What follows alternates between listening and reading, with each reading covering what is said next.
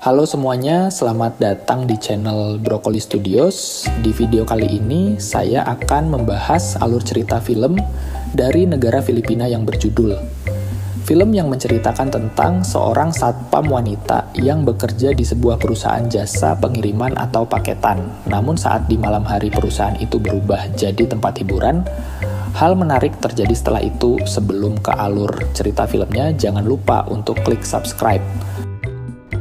Di awal film, diperlihatkan seorang satpam wanita yang sedang memeriksa para karyawan. Wanita itu bernama Estelle.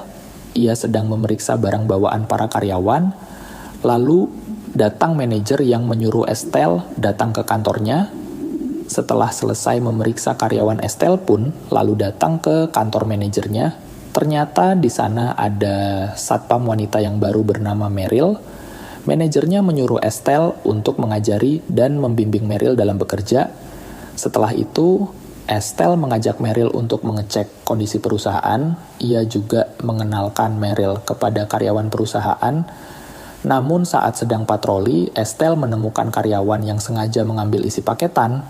Tak ingin urusannya menjadi panjang, karyawan itu lalu memberikan uang kepada Estelle supaya tetap diam.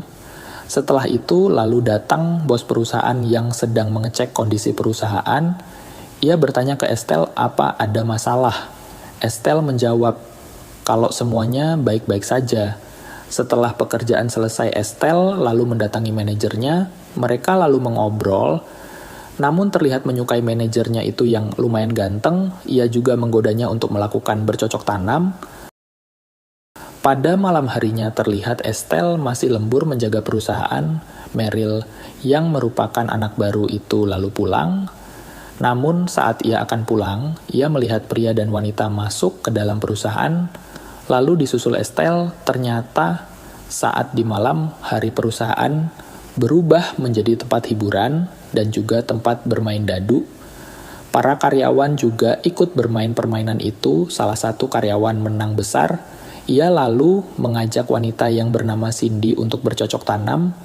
Beberapa menit kemudian, tiba-tiba Meryl muncul yang melihat sisi gelap perusahaan. Keesokan harinya, manajernya memanggil Estelle dan Meryl untuk membahas kejadian semalam. Manajernya meminta Meryl untuk tetap diam menjaga rahasia ini, dan meminta Estelle untuk mengawasinya. Setelah itu, manajernya mengajak Estelle dan Meryl untuk bercocok tanam.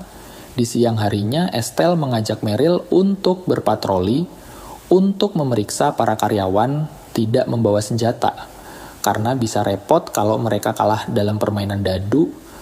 Meryl juga ikut berpatroli malam saat permainan dadu dimulai dan juga dikenalkan oleh pemimpin permainan yaitu Mario dan Cindy. Dan hasil uang itu juga masuk ke berangkasan milik manajer. Keesokan harinya ada pelanggan yang protes kalau paketnya hilang. Ketika dibuka sudah tidak barangnya, pelanggan itu langsung protes ke bos perusahaan. Bosnya meminta pelanggan itu untuk menunggu sekitar 3 hari karena ia akan mencari barangnya. Setelah itu pelanggan pun pergi. Di malam harinya terlihat permainan semakin ramai. Setelah itu Pak Manajer membawa Cindy dan Meryl menjauh dari keramaian. Dan manajer itu mulai bercocok tanam semangka milik Cindy dan Meryl. Lalu datang bosnya, Estelle yang sedang menjaga kaget, karena bosnya jarang datang pada malam hari. Namun kali ini ia datang, para karyawan yang sedang bermain pun langsung pada kabur. Saat bosnya datang, bosnya ternyata hanya mengecek kondisi perusahaan. Estelle lalu menjawab kalau semuanya aman sehingga bosnya bisa pulang kembali. Setelah aman, para karyawan melanjutkan permainan itu, namun salah satu karyawan mengetahui kalau permainan itu sudah diatur. Ia marah kepada Mario yang merupakan pemilik permainan. Keesokan harinya, karyawan itu mengadu ke bosnya. Kalau di malam hari, perusahaan berubah menjadi tempat bermain, sang karyawan memberitahu ke bosnya kalau Estelle yang merupakan satpam perusahaan ikut dapat untung dalam permainan itu. Setelah itu, bosnya mengadakan pertemuan. Di sana, Estelle mengaku kalau di malam hari perusahaan berubah menjadi tempat hiburan. Namun Estelle tidak mau dipecat sendiri. Ia mengatakan kalau manajernya juga ikut andil, Bahkan uangnya disimpan di brankas kantor. Namun saat brankas dibuka ternyata uangnya sudah tidak ada. Karena dianggap bohong, Estelle sendirian dipecat dari perusahaan, ternyata uang itu sudah dipindah oleh Meryl. Dan manajer sebelum bosnya datang merasa dihianati. Estelle marah kepada Meryl. Di malam berikutnya terlihat permainan itu masih berjalan. Kini Meryl dan manajernya yang mengatur game itu, Mario yang mengetahui kalau Estelle dijebak sehingga dipecat. Mario lalu merekam diam-diam permainan itu, lalu menyuruh orang untuk memberikan rekaman itu ke bos perusahaan.